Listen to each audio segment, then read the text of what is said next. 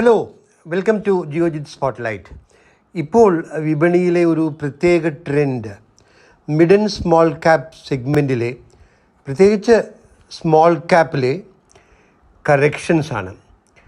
ഈ വർഷം ആദ്യം മുതൽ തന്നെ മിഡ് ആൻഡ് സ്മോൾ ക്യാപ്സിലെ വാല്യുവേഷൻസ് വളരെ കൂടുതലാണെന്നും കറക്ഷൻസ് അനിവാര്യമാണെന്നും ജിയോജിത്ത് സ്പോട്ട്ലൈറ്റിലൂടെ വീഡിയോ ഓഡിയോ മെസ്സേജുകളിലൂടെ ആവർത്തിച്ച് പറഞ്ഞിരുന്നു.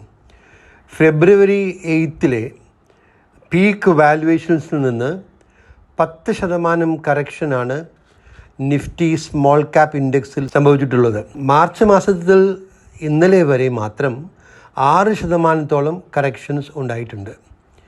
ഈ ട്രെൻഡ് ഇനിയും തുടരാനാണ് സാധ്യത. കാരണം സ്മോൾ ക്യാപ് വാല്യുവേഷൻസ് ഇപ്പോഴും ഏറെ കൂടുതലാണ്. ഇന്നലെ 396 ഓഹരികൾ ലോവർ സർക്യൂട്ടിലാണ് ക്ലോസ് ചെയ്തത് എന്നത് ഓർക്കുക. ഇത് സൂചിപ്പിക്കുന്നത് കൂടുതൽ താഴ്ചയ്ക്കുള്ള സാധ്യതയാണ്. സെബി ചീഫിൻ്റെ കടുത്ത മെസ്സേജ് ശ്രദ്ധേയമാണ്. മിഡ് ആൻഡ് സ്മോൾ ക്യാപ് സെഗ്മെൻറ്റ്സിൽ, പ്രത്യേകിച്ച് സ്മോൾ ക്യാപ് സെഗ്മെൻറ്റിലെ ഫ്രോത്തി വാല്യുവേഷനെ കുറിച്ച് അവർ വ്യക്തമായി സൂചിപ്പിച്ചിട്ടുണ്ട്. മാത്രമല്ല, മ്യൂച്വൽ ഫണ്ടുകളോട് ഈ സെഗ്മെൻറ്റുകളിൽ സ്ട്രെസ് ടെസ്റ്റ് നടത്തി തീരുമാനങ്ങൾ അറിയിക്കാനും ആവശ്യപ്പെട്ടിട്ടുണ്ട്.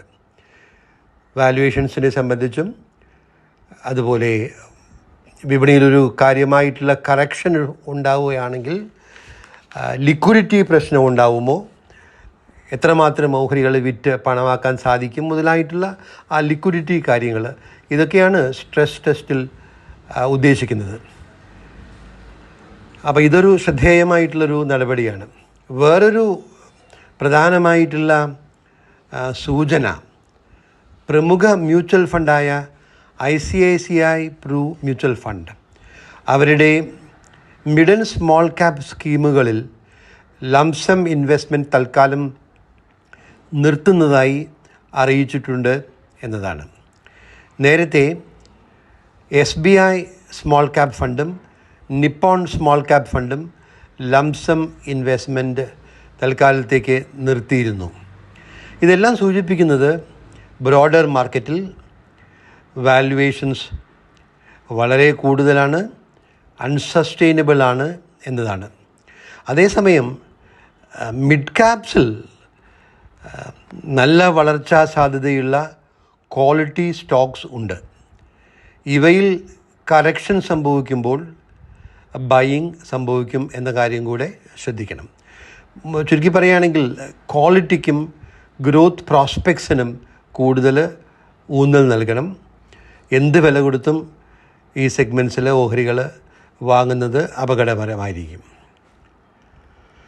സ്മോൾ ക്യാപ് സെഗ്മെൻറ്റിൻ്റെ ഈ കറക്ഷൻസിൻ്റെ ഒരു ബെനിഫിഷ്യറി ലാർജ് ക്യാപ് സ്റ്റോക്സ് ആയിരിക്കും. ലാർജ് ക്യാപ് വാല്യുവേഷൻ ആപേക്ഷികമായി കുറവാണ്, സുരക്ഷിതത്വം ഏറെ കൂടുതലാണ്.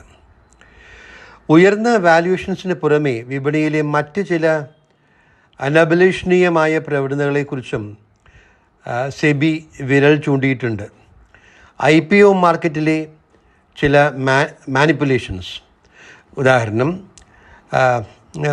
പ്രത്യേകിച്ച് SME സെഗ്മെൻറ്റിലെ IPO വിപണിയിലെ ചില മാനിപ്പുലേഷൻസ് ശ്രദ്ധയിൽപ്പെട്ടിട്ടുണ്ട് എന്ന് സെബി അറിയിച്ചിട്ടുണ്ട്.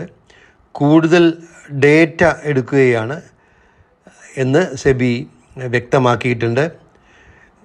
ഇത് സൂചിപ്പിക്കുന്നത് ചില കർശന നടപടികൾ അടുത്തു തന്നെ ഉണ്ടാവും എന്നതാണ്. പൊതുവെ വാല്യുവേഷൻ കംഫർട്ട് ഇല്ലാത്ത ഇപ്പോഴത്തെ വിപണിയിൽ നിക്ഷേപകർ കൂടുതൽ മുൻഗണന കൊടുക്കേണ്ടത് സുരക്ഷിതത്വത്തിനാണ്. സുരക്ഷിതത്വം ലാർജ് ക്യാപ്സിലാണ്.